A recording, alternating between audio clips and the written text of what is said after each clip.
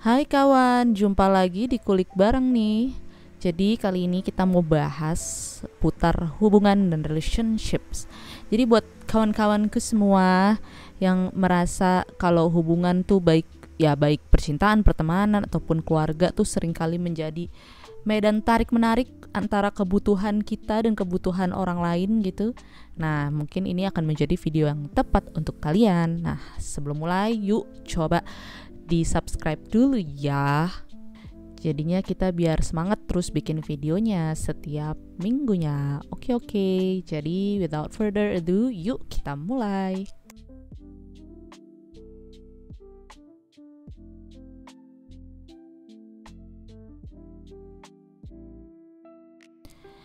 Nah, jadi hari ini kita mau ngobrol tentang satu tema yang sangat mendalam nih, yaitu apa sih akibat dari keegoisan dalam hubungan dan kekuatan yang muncul dari yang namanya kemurahan hati, ya kan? Nah, hari ini kita mau masuk lewat sebuah dongeng klasik karya Oscar Wilde, judulnya The Selfish Giant.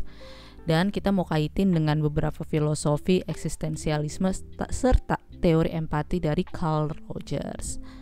Nah, jadi nih Oscar Wilde pernah menulis ya kan sebuah cerita tentang seorang raksasa yang punya taman yang indah. Tapi doi nggak mau siapapun main di tamannya. Kata dia, ini taman milik aneh, kagak boleh ada yang main di mari, ikan. Jadi dia bangun tembok setinggi mungkin untuk mengusir semua orang, atau di dalam konteks ini anak-anak gitu ya, soalnya mereka kan mau main di taman gitu, dari tamannya. Jadi dia bener-bener bikin pembatas lah antara tamannya sama orang-orang atau anak-anak yang mau main di tamannya tersebut. Nah, sejak saat itu taman yang tadinya penuh bunga dan sinar matahari berubah jadi musim dingin yang abadi gitu. Jadi ya kayak lagi musim dingin gitu, bunga-bunganya kagak bermekaran ya kan, suasananya dingin dan lain-lain. Terus kagak ada lagi tuh hewan-hewan kayak burung yang mau bernyanyi ya kan. Seolah-olah alam tuh menolak hadir di ruang yang egois ini ya kan, ruang yang tidak mau berbagi ini ya kan. Nah, suatu hari si raksasa melihat seorang anak kecil nih nyoba manjat tembok. Hatinya pun mulai melembut ya kan. Dia sadar mungkin kehadiran anak-anak lah yang bisa membawa kehidupan ke tamannya yang indah ini dulunya ya. Karena sekarang udah kagak indah lagi pada saat itu ya kan. Nah, dia pun akhirnya merobohkan itu tembok dan dia membukakan pintu untuk anak itu biasa masuk ke dalam tamannya.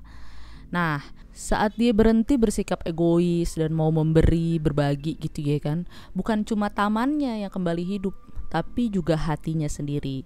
Nah, dari cerita yang sederhana ini kita bisa merasakan bahwa ada sentuhan yang sangat manusiawi gitu, yaitu ketika kita menutup diri, dunia pun ikut menjauh.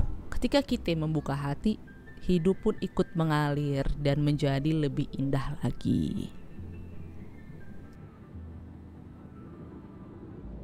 Nah, menurut teori eksistensialisme nih, terutama lewat tokoh-tokoh seperti Jean-Paul Sartre gitu ya, mereka nih sering berbicara tentang tanggung jawab individu dalam memilih. Jadi pada dasarnya manusia tuh katanya sih bebas gitu ya kan untuk memilih menurut para filsuf-filsuf eksistensialisme ini ya kan.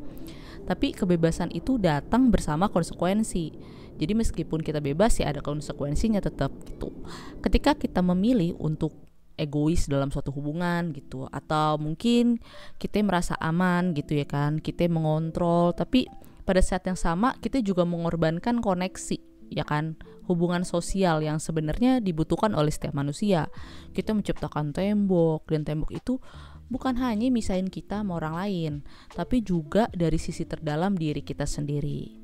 Nah, menurut Carl Rogers, seorang psikolog humanis, beliau nih punya pendekatan yang sangat lembut tapi juga kuat. Maksudnya gimana? Doi ini percaya bahwa inti dari relationship atau suatu hubungan yang menyembuhkan ya kan adalah empati dan unconditional positive regard.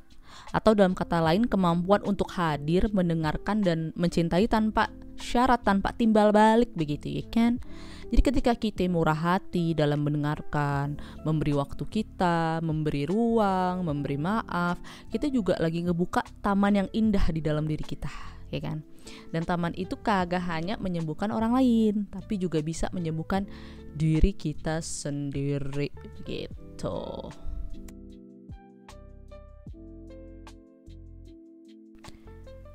Nah, coba kita refleksi gitu ya. Pernah gak sih kita berada di posisi si raksasa gitu? Kita ngerasa dunia ini terlalu berisik dan terlalu menyakitkan. Lalu kita memutuskan untuk menarik diri gitu. Kagak mau cerita, kagak mau diganggu, ya kan?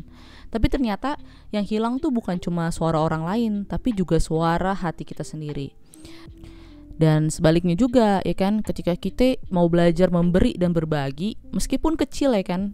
Misalnya ya berbagi senyum, berbagi waktu, berbagi ruang ya kan, atau mendengarkan tanpa buru-buru menjawab gitu. Kita tuh bisa ngerasa hidup kita tuh kembali rasanya kayak hidup gitu, kembali cerah, kembali indah ya kan. Ya begitulah kurang lebihnya. Jadi teman-teman gitu deh ceritanya ya kan, soal bagaimana hubungan dengan manusia, relationship, bagaimana dampak menjadi egois, dan bagaimana baiknya kalau kita menjadi murah hati dan mau berbagi ya kan.